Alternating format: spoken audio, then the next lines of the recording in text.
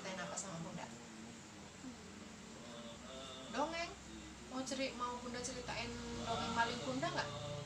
Mau? Oke, Bunda ceritain dongeng maling kundang ya.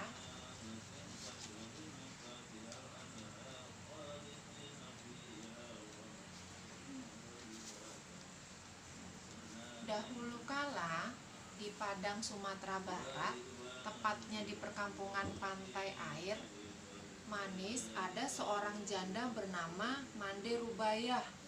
Ia mempunyai seorang anak laki-laki bernama Maling Kundang.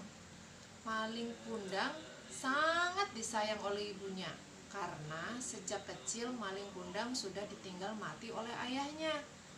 Maling dan ibunya tinggal di perkampungan nelayan. Ibunya sudah tua, ia hanya bekerja sebagai penjual kue. Pada suatu hari, Maling Kundang jatuh sakit. Tubuhnya mendadak panas sekali. Mande Rubayah tentu saja sangat bingung. Tidak pernah melihat maling jatuh sakit seperti ini. Mande Rubayah berusaha sekuatnya untuk mengobati maling dengan mendatangkan tabib. Adek tahu tabib? Tabib itu kalau sekarang dokter, kalau dulu belum ada dokter, jadi disebut tabib ya. Nyawa maling yang hampir melayang itu akhirnya dapat diselamatkan berkat usaha keras ibunya. Setelah sembuh dari sakitnya, ia makin disayang. Sedemikian Mande Rubayah sangat menyayangi anaknya. Sebaliknya, maling juga amat sayang sangat kepada ibunya. Ketika sudah dewasa, maling berpamit kepada ibunya untuk pergi merantau. Pada saat itu, memang ada kapal besar yang merapat di pantai air manis. Meski dengan berat hati, akhirnya Mande Rubayah mengizinkan anaknya. Maling dibekali dengan nasi berbungkus daun pisang sebanyak 7 bungkus. Hari-hari berlalu terasa lambat bagi Mande Rubayah. Setiap pagi dan sore Mande Rubayah memandang ke laut. Jika ada ombak dan badai besar menghempas ke pantai, dadanya berdebar-debar. Ia mengadahkan kedua tangannya ke atas sembari berdoa agar anaknya selamat dari pelayaran. Jika ada kapal yang datang merapat, ia selalu menanyakan kabar tentang anaknya.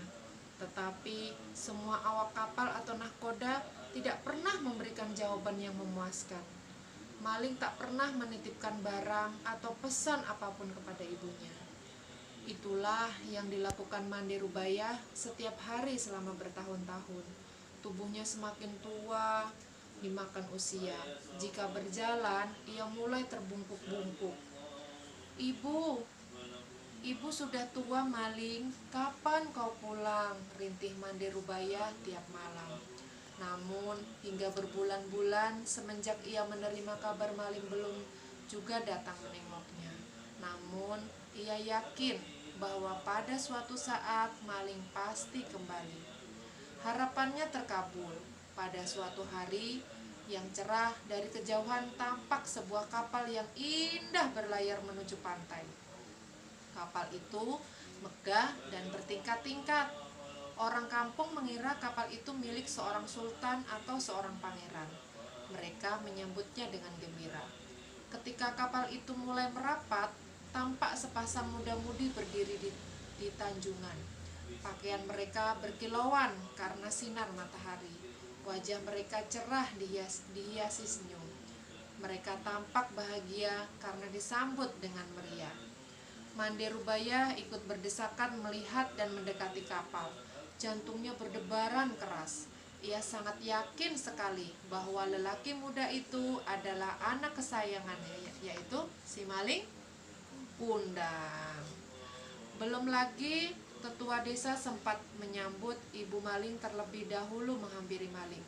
Ia langsung memeluk Maling erat-erat, seolah takut kehilangan anaknya lagi. "Maling, anakku," katanya menahan isak tangis karena gembira. "Mengapa begitu lama kau tidak memberi kabar?" Maling terpana karena dipeluk wanita tua renta yang berpakaian compang-camping dan tak percaya bahwa wanita itu adalah ibunya. Seingat Maling, ibunya adalah seorang wanita yang berbadan tegar, yang kuat menggendongnya kemana saja.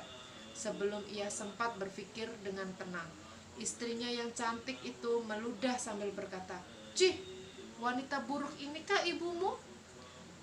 Mengapa kau membohongi aku?"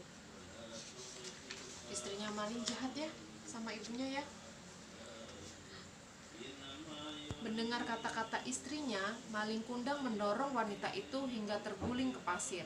Mande Rubaya hampir tidak percaya pada perlakuan anaknya. Ia jatuh terduduk sambil berkata, "Malin, Malin, anakku, aku ini ibumu, nak." Maling kundang tidak menghiraukan perkataan ibunya. Pikirannya kacau karena ucapan istrinya. Seandainya wanita itu benar ibunya, dia tidak akan mengakuinya. Ia malu kepada istrinya. Melihat wanita itu beringsuk hendak memeluk kakinya, maling menendangnya sambil berkata, "Hai, perempuan tua, ibuku tidak seperti engkau, melarat dan dekil." Wanita tua itu terpapar di pasir. Mande Rubaya pingsan dan terbaring sendiri. Ketika ia sadar, pantai air manis sudah sepi. Di laut dilihatnya kapal maling semakin menjauh. Hatinya perih seperti ditusuk-tusuk. Tangannya ditadahkan ke langit. Ia kemudian berseru dengan hatinya yang pilu, "Ya Allah yang Maha Kuasa, kalau dia bukan anakku, aku maafkan perbuatannya.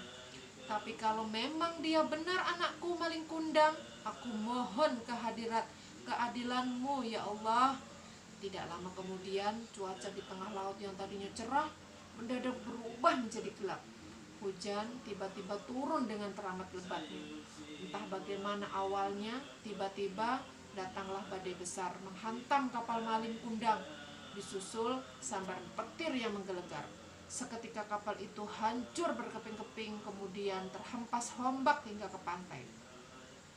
Ketika matahari pagi memancarkan sinarnya, badai telah reda.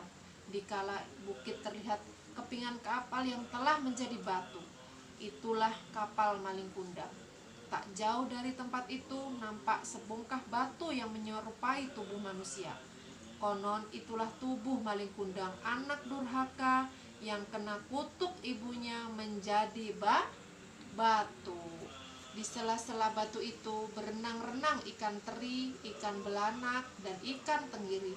Konon ikan itu berasal dari serpihan tubuh sang istri yang terus mencari maling kundang. Jahat ya maling kundang ya, nggak boleh seperti itu ya. Nanti adek kalau sama bunda, sama papa, sama kakak harus baik, nggak boleh jadi anak yang durhaka. Oke, dari bunda ceritanya cukup sekian ya. Besok kita lanjut lagi, oke? Hasil